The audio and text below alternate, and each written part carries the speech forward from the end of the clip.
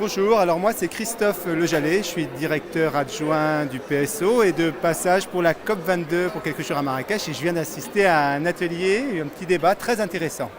Un atelier sur l'eau, le climat et les territoires insulaires.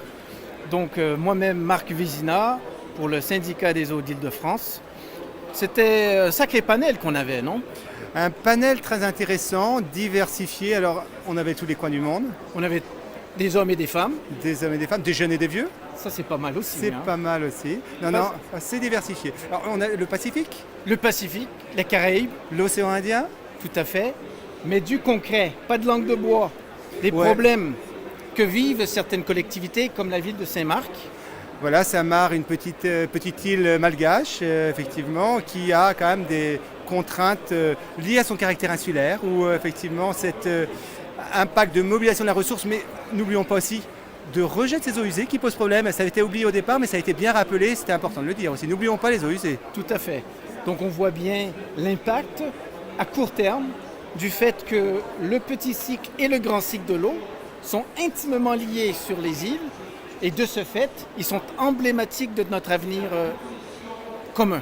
Voilà, donc pour les îles, on sait îles et changements climatiques, on pense tous, comme Philippe Guetti nous l'a rappelé d'ailleurs, il faut penser que bientôt, peut-être certaines d'entre elles n'existeront plus dans quelques années en raison de l'élévation du niveau de la mer, mais indépendamment de ça, le changement climatique a des incidences assez importantes sur ces services d'eau et d'assainissement. Et moi, je me suis bien retrouvé en tant que PSO parce que c'est une problématique même hors de ces contextes insulaires qu'on retrouve dans des régions du Sahel ou autres pays d'Afrique subsaharienne et qui était très bien présentée et partagée par tes intervenants. D'ailleurs, ces intervenants, tu les as trouvés où? Tu les as trouvés comment?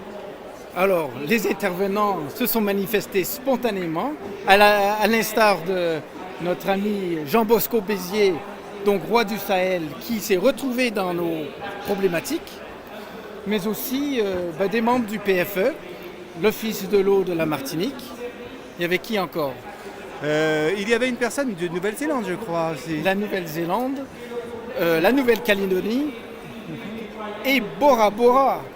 Donc, tous des exemples qui montrent le lien qu'il y a entre les industries, l'agriculture et... Et l'eau et le changement climatique. Tout à fait.